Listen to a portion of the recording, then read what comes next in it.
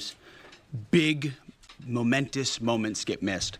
What President Trump accomplished in NATO yesterday was game-changing and historic.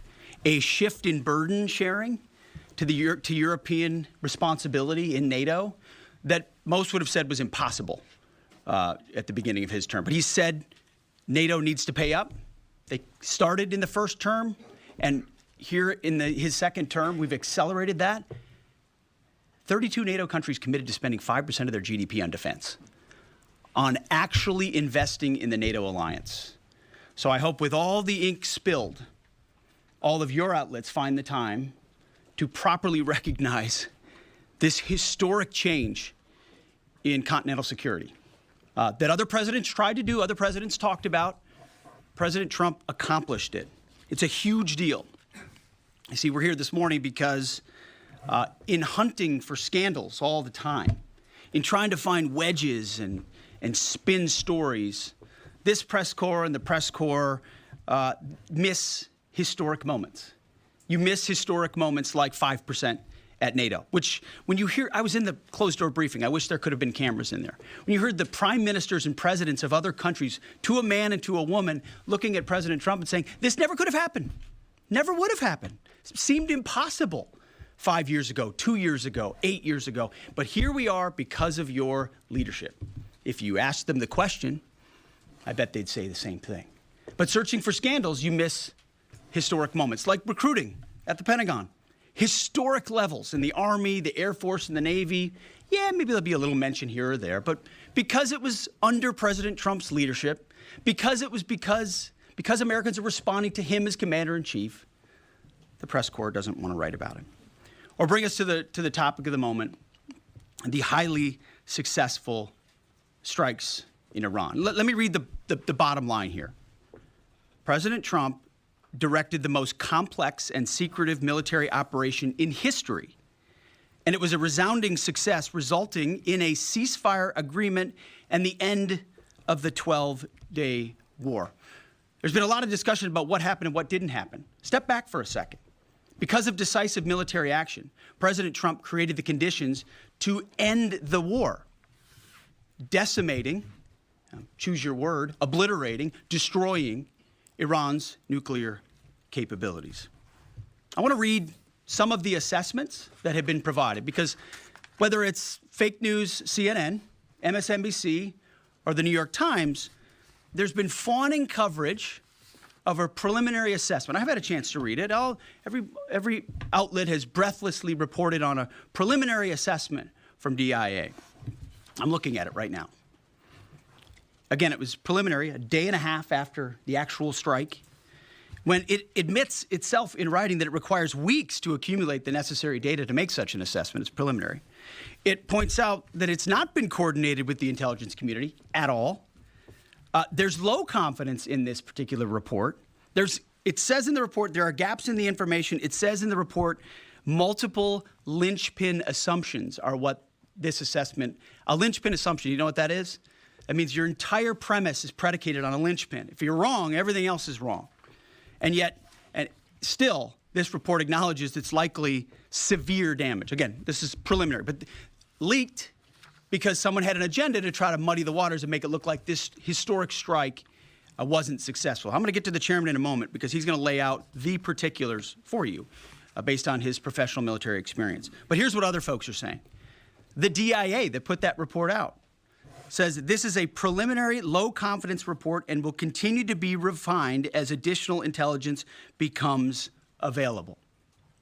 How about the Israeli Atomic Energy Commission? The devastating U.S. strikes on Fordow destroyed the site's critical infrastructure and rendered the enrichment facility inoperable. Have any of these quotes made their way into the New York Times or the Washington Post, MSNBC, CNN? Any of these quotes? How about this one? This is a new one from the UN, the United Nations. No friend of the United States, or certainly Israel often. Here's the head of the UN Atomic Energy Agency this morning, Rafael Grossi. U.S. and Israeli strikes caused enormous damage to Iran's nuclear sites. Don't take my word for it. How about the IDF's chief of staff? I can say here that the assessment is that we significantly damaged the nuclear program, setting it back by years. I repeat, years. The Iranian foreign minister, the spokesman, our nuclear installations have been badly damaged, that's for sure. I'm sure that's an understatement. John Radcliffe, the director of the CIA, putting out a statement just last night. CIA can confirm that a body of credible intelligence indicates Iran's nuclear program has been severely damaged by recent targeted strikes. This includes new intelligence from a historically reliable, very different than preliminary assessment with low confidence. He's saying historically reliable and accurate source and method that several key Iranian nuclear facilities were destroyed and would have to be rebuilt over the course of years. CIA continues to collect additional reliably sourced information to keep appropriate decision makers fully informed. How about DNI Tulsi Gabbard yesterday? She writes, and I quote, "New intelligence confirms what POTUS has stated numerous times. Iran's nuclear facilities have been destroyed." Institute for Science and International Security President David Albright, overall, Israel and U.S. attacks have effectively destroyed Iran's centrifuge enrichment program. Time and time again, I can go down the list, those that understand, those that see, those that do proper assessments recognize that what the United States military did was historic. And again, before I pass it to the chairman, because you, and I mean specifically you, the press, specifically you, the press corps, because you cheer against Trump so hard, it's like in your DNA and in your blood to cheer against Trump, because you want him not to be successful so bad, you have to cheer against the efficacy of these strikes. You have to hope maybe they weren't effective.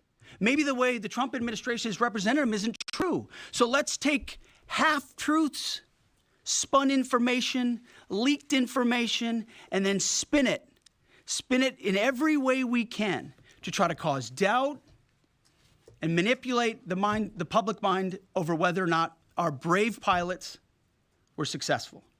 How many stories have been written about how hard it is to, I don't know, fly a plane for 36 hours? Has MSNBC done that story? Has Fox? Have we done the story how hard that is? Have we done it 2 or 3 times so that American people understand? How about how difficult it is to shoot a drone from an F-15 or 16 or F-22 or F-35? Or what it's like to man a Patriot battery? Or how hard it is to refuel midair, giving the American people an understanding of how complex and sophisticated this mission really was. There are so many aspects of what our brave men and women did that, because of the hatred of this press corps, are undermined because people are trying to leak and spin that it wasn't successful. It's irresponsible.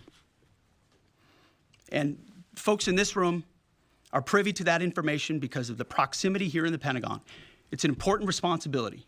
And time again, classified information is leaked or peddled for political purposes to try to make the president look bad. And what's really happening is you're undermining the success of incredible B-2 pilots and incredible F-35 pilots and incredible refuelers and incredible air defenders who accomplished their mission, set back a nuclear program in ways that other presidents would have dreamed. How about we celebrate that? How about we talk about how special America is, that only we have these capabilities? I think it's too much to ask, unfortunately, for the fake news.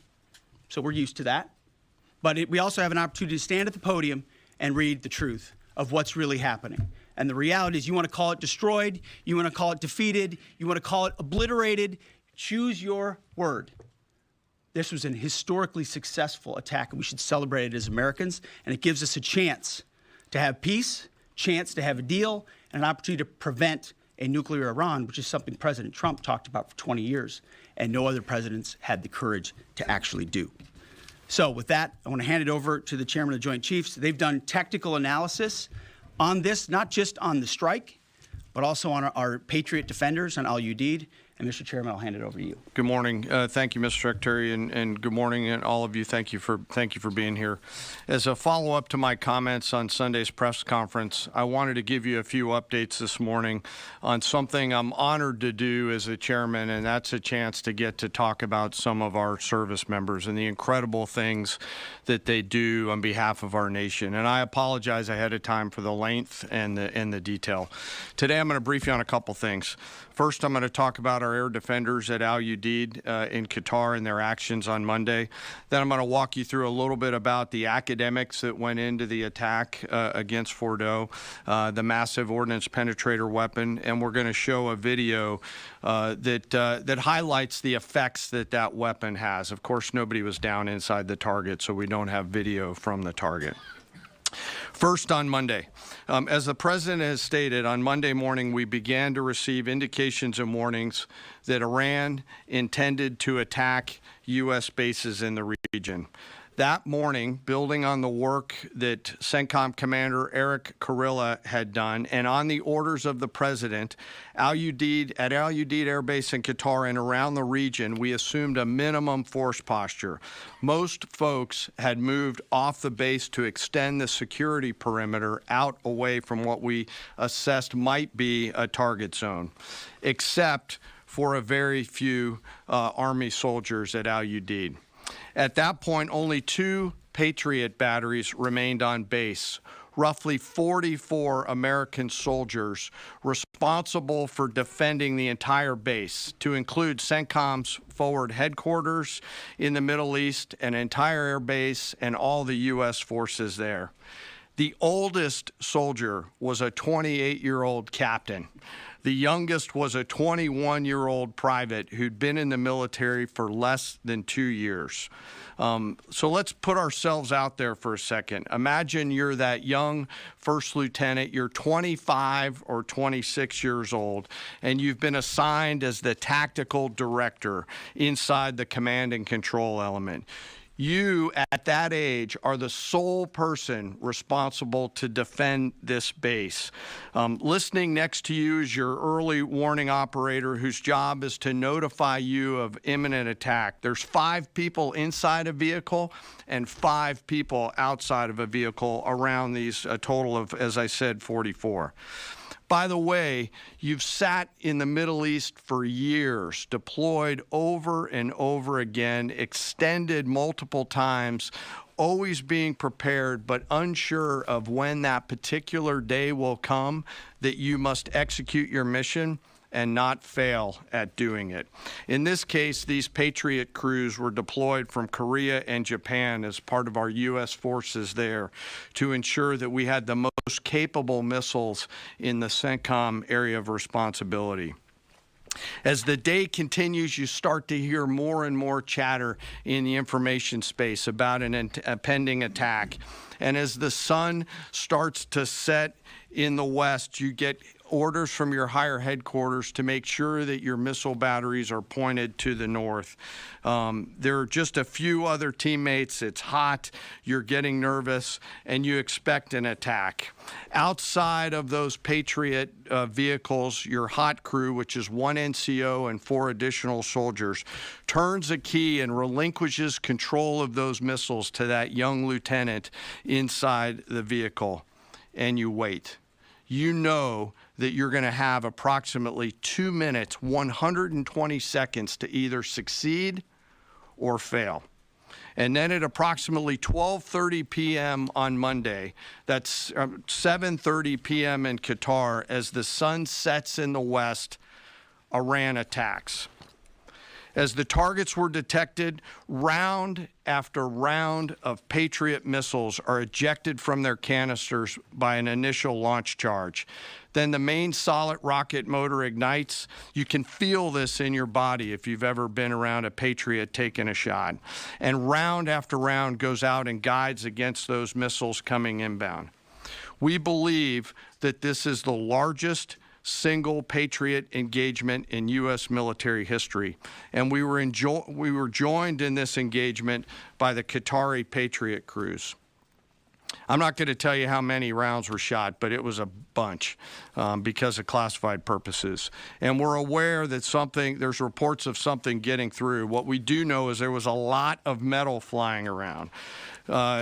Between attacking missiles being hit by Patriots, boosters from attacking missiles being hit by Patriots, the Patriots themselves flying around, and the debris from those Patriots hitting the ground, there was a lot of metal flying around. And yet our U.S. air defenders had only seconds to make complex decisions with strategic impact. These awesome humans, along with their Qatari brothers and sisters in arms, stood between a salvo of Iranian missiles and the safety of Al Udeid. They are the unsung heroes of the 21st century United States Army. And I know a lot of you have seen the videos online and the excitement as those Patriots departed their launchers and went up and guided.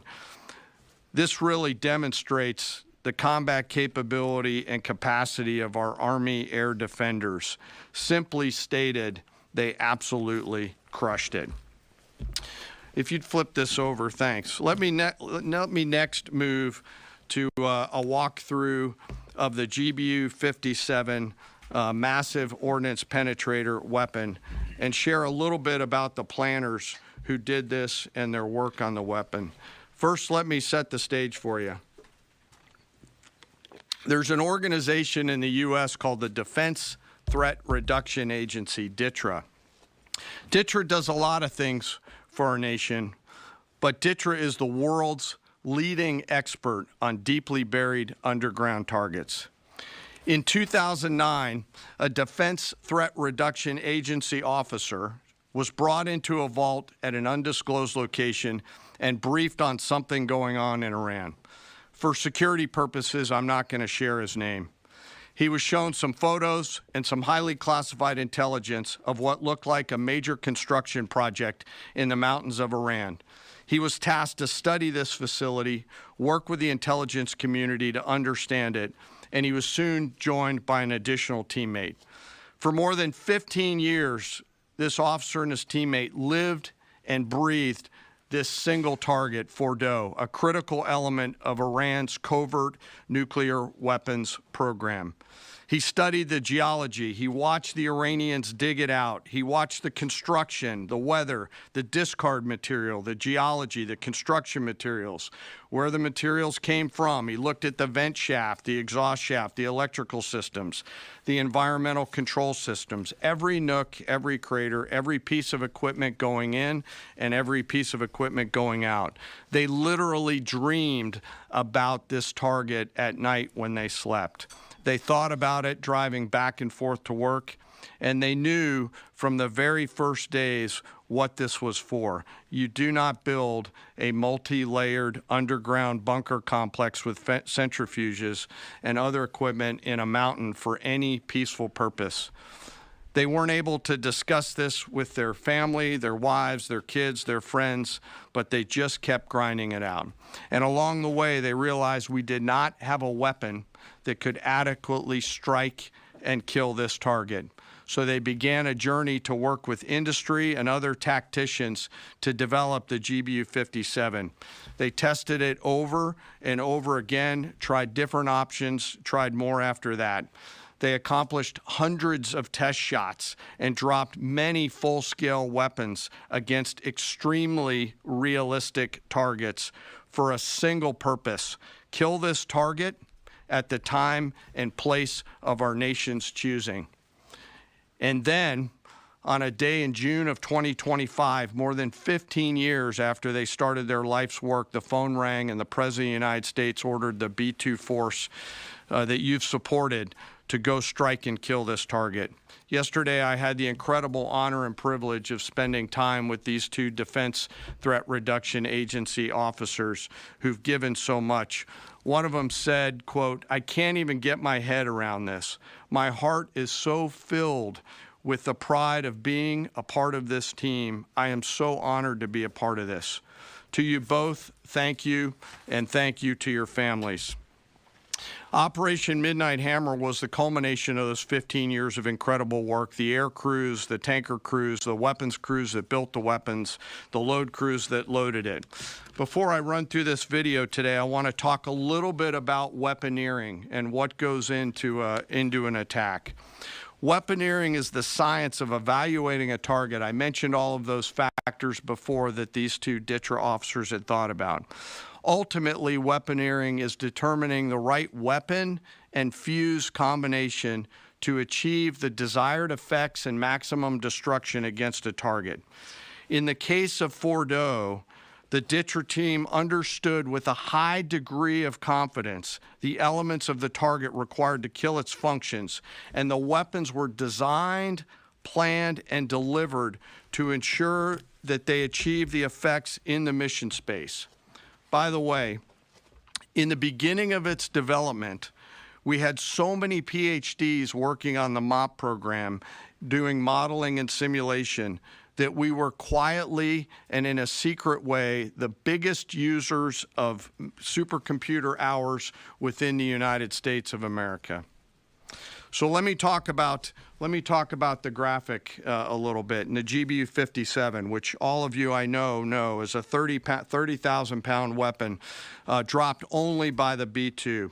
It's comprised of steel, explosive, and a fuse, programmed bespokely each weapon to achieve a particular effect inside the target. Each weapon had a unique desired impact angle, arrival, final heading, and a fuse setting. The fuse is effectively what tells the bomb when to function. A longer delay in a fuse, the deeper the weapon will penetrate and drive into the target. So on Fordo, in June of 2008, you can see these three holes. Depicted here is the main exhaust shaft with two additional ventilation shafts on either side. The United States decided to strike these two ventilation shafts, seen here on the main graphic, as the primary point of entry into the mission space. In the days preceding the attack against Fordo, the Iranians attempted to cover the shafts with concrete to try to prevent an attack. I won't share the specific dimensions of the concrete cap, but you should know that we know what the dimensions of those concrete caps were. The planners had to account for this. They accounted for everything. The cap was forcibly removed by the first weapon, and the main shaft was uncovered. Weapons 2, 3, 4, 5 were tasked to enter the main shaft, move down into the complex at greater than 1,000 feet per second, and explode in the mission space. Weapon number 6 was designed on each side, so there were 6 on each side. Weapons number 6 was designed as a flex weapon to allow us to cover if one of the preceding jets or one of the preceding weapons did not work. The video I'm about to show you is a culmination of over 15 years of development and testing. As I said, hundreds of test shots on various models. This is one weapon. So if you take a view of this as 5 additionals, you'll get a sense of what this looks like. Hopefully you can see it and there's not too much reflection. Tom runs our videos out there. We'll run it at full speed so you can see it and then go back through it. Go ahead, Tom.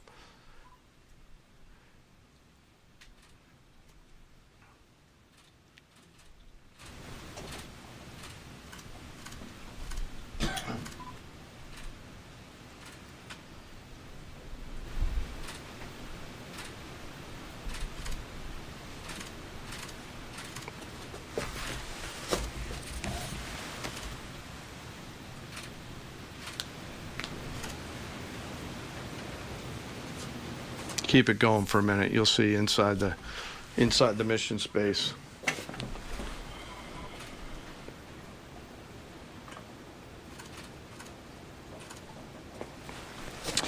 Unlike a normal surface bomb, you won't see an impact crater. because they're designed to deeply bury and then function. I know there's been a lot of questions about that. All 6 weapons at each vent at Fordo went exactly where they were intended to go. A bomb has 3 effects that causes damage: blast, fragmentation, and overpressure. In this case, the primary kill mechanism in the mission space was a mix of overpressure and blast, ripping through the open tunnels and destroying critical hardware. The majority of the damage we assessed based on our extensive modeling was a blast layer combined with the impulse extending from the shock. Imagine what this looks like 6 times over. A point that I want to make here: the Joint Force does not do BDA. By design, we don't grade our own homework. The intelligence community does. But here's what we know following the attacks and the strikes on Fordo. First, that the weapons were built, tested, and loaded properly. 2, the weapons were released on speed and on parameters. 3, the weapons all guided to their intended targets and to their intended aim points. 4, the weapons functioned as designed, meaning they exploded. And we know this through other means, intelligence means that we have, that were visibly, we were visibly able to see them. And we know that the trailing jets saw the first weapons function, and the pilots stated, quote, "This was the brightest explosion that I've ever seen. It literally looked like daylight." Let me now turn to the bomber crews themselves, give you a few details about them. The crews that attacked Fordo were from the active duty Air Force and the Missouri Air National Guard. The crews ranked from captain to colonel, and most were graduates of the Air Force Weapons School headquartered at Nellis Air Force Base in Nevada. I will state for the record that there is no beach volleyball or football at the Air Force Weapons School. There were male and female aviators on this mission, and a crew member told me when I talked to them on video the other day that this felt like the Super Bowl, the thousands of scientists, airmen, and maintainers all coming together. One last story about people. When the crews went to work on Friday, they kissed their loved ones goodbye, not knowing when or if they'd be home. Late on Saturday night, their families became aware of what was happening. And on Sunday, when those jets returned from Whiteman, their families were there. Flags flying and tears flowing. I have chills literally talking about this. The jets rejoined into a formation of 4 airplanes, followed by a formation of 3, and came up overhead Whiteman, proudly in the traffic pattern, pitching out to land right over the base, and landing to the incredible cheers of their families who sacrifice and serve right alongside their family members. Like I said, there were a lot of flags and a lot of tears. One commander told me this is a moment in the lives of our families that they will never forget. That, my friends, is what America's Joint Force does. We think, we develop, we train, we rehearse, we test, we evaluate every single day. And when the call comes to deliver, we do so. I could not be more proud standing up here today of our Joint Force. I'm filled with gratitude that I get to tell their story. And as we stand here right now, our forces remain on a high state of readiness in the region, prepared to defend themselves. And one last thing, our adversaries around the world should know that there are other DTRA team members out there studying targets for the same amount of time, and we'll continue to do so. Thank you very much. I apologize for the length. I look forward to your questions. Thank you, Mr. Chairman. I would just thank you, by the way, for that extensive work, the lay down. I mean, even, do you have that laser pointer? Okay. Yes, sir. Thank you, squaring me away as always. I mean, even in just the public reporting, if you see the post-strike shaft of the 3 holes, the vast majority, and fairly so, the vast majority of speculation has been those are the 3 strike points. When in actuality, what you realize is these are the vents, these are the caps. The first munition took the cap off, and the other 5 went down the center hole, which, if you're planning the target, you would want it to be the direct one going to the bottom. These are the types of things that go into the planning for a strike that the Pentagon would not expect the press corps, the American people, to initially understand. So laying this information out is helpful. But it's also why we ask for a beat, for a moment, for a day or two, the opportunity to tell that story. Because as the chairman said, these men and women that did this mission, they just want to do their job. They're not expecting their story to be told. They're not expecting the glory. They are grateful for the flags and the hugs of family. That's why they do the job. But they also know they were a part of something historic. We know how historic it was. The chairman does. I know. Our staffs know. And so that's why we are, and the president of the United States knows. And that's why it's almost personal when we see the way in which leaks are used to try to disparage the outcome or muddy the waters about the impact of what happened without being responsible with information and allowing the professionals to assess and provide that information just like the chairman did. So thank you, Mr. Chairman, for that information. Yes, and we welcome a few additional questions.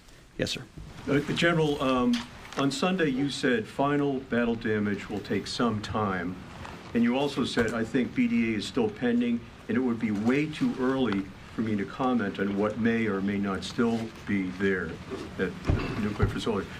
So that was just over 3 days ago. So what has changed? Would you use the term obliterated as well? Sure, like I said, we don't do BDA. I'll refer that to the intelligence community. And you're talking with them. I mean, what changed in the past 3 days and make you so, you know? Sir, I think I think I explained what changed. There was a great deal of irresponsible reporting based on leaks, preliminary information in low confidence. Again, when someone leaks something, they do it with an agenda. And when you leak a portion of an intelligence assessment, but just a little portion, just the little portion that makes it seem like maybe the strike wasn't effective, then you start a news cycle, whether it's the Washington Post or Fox News or CNN or MSNBC, you start a news cycle that starts to call into question the efficacy. No, that's why.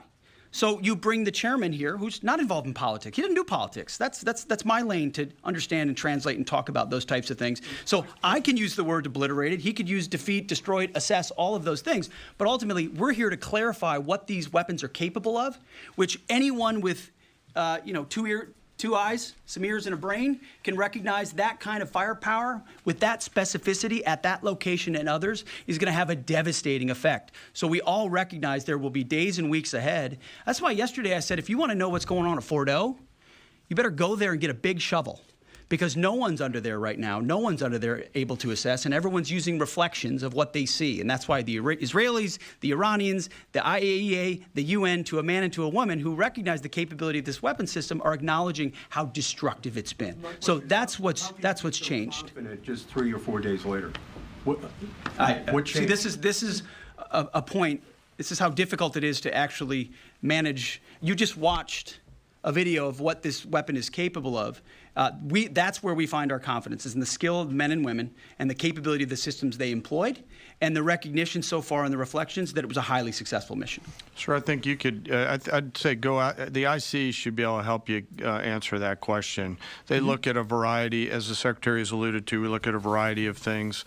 I don't do that. They do. All different sources of intel, which I'd refer you to them to get clarity on the end state. So again, I go back to the IC, whether it's Director Radcliffe or ODNI Gabbard. I read the statements at the beginning. They're the ones aggregating the intelligence, and they're saying nuclear facilities were destroyed and would have to be rebuilt over a number of years. Facilities were destroyed. What do we got right here? Sir, you cited a body of credible intelligence to suggest the damage at Fordo and other places. What is that referring to, and when can we see it? I was reading from the CIA director's statement, which came out last night. CIA, again, they do the BDA, they do the assessment. CIA can confirm that a body of credible intelligence indicates, it also goes on to say, new intelligence from historically reliable and accurate sources and methods. Now, you can imagine. You can imagine the CIA director is going to be very careful about how he articulates things of that sensitivity. Classified, secret, top secret, compartmentalized. He's going to know things that you're not going to know, that the press isn't going to know, and he's reflecting that the sources he's seeing are highly credible. They've given credible intelligence. They or those processes have given credible intelligence in the past, and that's what he's basing it on. Don't you think we need to see that? Do you have a top secret clearance, sir? Eventually, Okay. the American public wants Yes, to sir. see it. Yes. Yeah, you. I wanted to ask briefly just. No, not you. Checkered shirt. Oh, There. so Mike Glenn with the Washington Times. Yes, sir. Thanks, sir. Anybody who's ever read a Battalion S2 report after a fight knows that it's usually, the initial report is usually wrong, sometimes grossly so. Has what happened in this incident caused you all to sort of rethink the intelligence process or the dissemination, or do you think it's just a matter, I mean, if the process itself doesn't require any more adjustment? Well, I can tell you what the chairman told me in the Situation Room and reminded us all, which is alongside what you just said, sir, is that the first reports are almost always wrong. They're almost always incomplete, right? Anything, whether it's a squad level operation or a strategic level operation, the initial reflections you get are coming at you at a high rate of speed from a lot of different sources. So your job is to step back and assess them. And that's why we're urging caution about premising entire stories on biased leaks to biased publications trying to make something look bad. How about we take a beat, recognize first the success of our warriors, hold them up, tell their stories, celebrate that, wave an American flag, be proud of what we accomplished. And in the meantime, I can assure you, the chairman and his staff, the intelligence community, our staff and others are doing all the assessments necessary to make sure that mission was indeed successful. Yes, right there. Sir, thank you, Mr. Secretary. Iran has recognized that their nuclear program was indeed severely damaged, but they also said that the U.S. strikes only strengthened their ability and their determination to complete their nuclear program. How do you respond to that, sir? Is that a provocation from Iran? Well, I would say Iran's going to have to say a lot of things right now in order to bolster their image, especially internally. You know, in the media, there's a lot of things they'll say for domestic consumption. But we're watching very closely what they do. Again, that's the intel community. Our job as the chairman, the chairman laid it out so beautifully. Our job is to be prepared. And how proud are you? How proud am I? I didn't know the full story of those men and women 15 years ago who've been pointing at that target. That makes me proud to be an American. That's an awesome story. I hope we can tell more aspects of that in an unclassified way in the future. That's a great thing to know. Our job is to be prepared when the commander-in-chief calls based on those assessments. So, of course, our IC, the Intelligence Committee, will keep watching what Iran does and pay attention to that. But the president has created the contours, the opportunity for a deal, for peace, in something that the world said was intractable, that wasn't possible. And we got that peace, that ceasefire, that option, because of strength, because of his willingness to use American military might that no one else on the planet can do with the kind of planners and operators that the chairman just laid out. Yes, sir. Right there. Yep. Me, sir? Just a quick question. There's public imagery available saying that highly enriched uranium was moved out of Fordo before the strikes. Is that accurate? Have you seen that? And Mr. Chairman, a question for you. Have you been pressured to change your assessment or give a more rosy intelligence assessment to us by any political factors, whether it's the president or the secretary? And if you were, would you do that? Yeah, well, that one's easy. No. No, I have not, and no, I would not. My job as the chairman is to offer a range of options to the president and the National Command Authority to deliver the risks associated with each of those, and then take the orders of the National Command Authority and go execute them. I've never been pressured by the president or the secretary to do anything other than tell them exactly what I'm thinking, and that's exactly what I've done. And the highly enriched uranium? There's nothing that I've seen that suggests that we didn't hit exactly what we wanted to hit in those locations. That's not the question, though. It's about highly enriched uranium. Do you have certainty that all the highly enriched uranium was inside the Fordo mountain, or some of it, because there were satellite photos that showed more than a dozen trucks there 2 days in advance? Are you certain none of that highly enriched uranium was moved? Of course, we're watching every single aspect. But, Jennifer, you've been about the worst, the one who misrepresents the most intentionally what the president says. I'm familiar. Report about the ventilation shafts on Saturday night. And in fact, I was the first to describe the B-2 bombers, the refueling, the entire mission with great accuracy. So I take issue with that. I appreciate you acknowledging You that have this was the issues. the most successful mission based on operational security that this department has done since you've been here, and I appreciate that.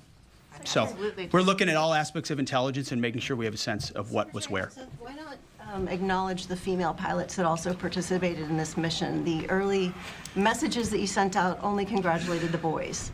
So when I say something like our boys and bombers, see, this is the kind of thing the press does, right? Of course, the chairman mentioned a female bomber pilot. That's fantastic. She's fantastic. She's a hero. I want more female bomber pilots. I hope the men and women of our country sign up to do such brave and audacious things.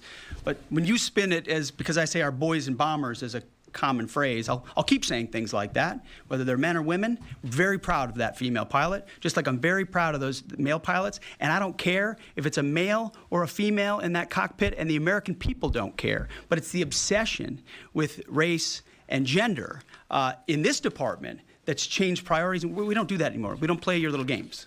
Yes, Do you right know there. for certain that the uranium was removed from the facility before the B-2 struck? So I'm not aware of any intelligence that I've reviewed that says things were not where they were supposed to be, moved or otherwise.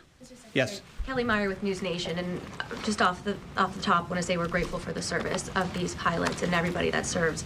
I wanted to ask you, the CIA statement said, when possible, they will provide updates and information to the public for transparency, and I believe that's what we're looking for here. Do you commit to share the Defense Intelligence Agency report when it is ready, so the American people can understand more about the intelligence assessment? Well, actually, the report that was discussed, this preliminary report, was what's called a restrike report. So it comes to us to give us an assessment whether a target would need to be restruck, right? That's the reason why. So it's based on internal feedback loop that we're supposed to have access to. Unfortunately, someone took advantage of that.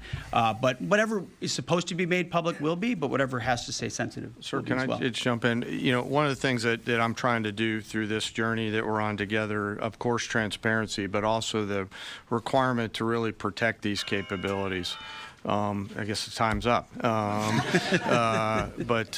So there's a balance in there, right? We do need to preserve options should the nation and the joint force be tasked to go do something again. So I'm confident we'll find the middle ground, but there are some things that if asked, I'd want to not release related to. So we're going to leave it right there. I want to thank the heroism of our men and women in the military. What they accomplished is truly historic. Setting back the Iranian nuclear program, untold number of years. It was a devastating attack. We appreciate you covering it. Thank you very much, Chairman. Thank you. Talk a little bit more about the role, sir.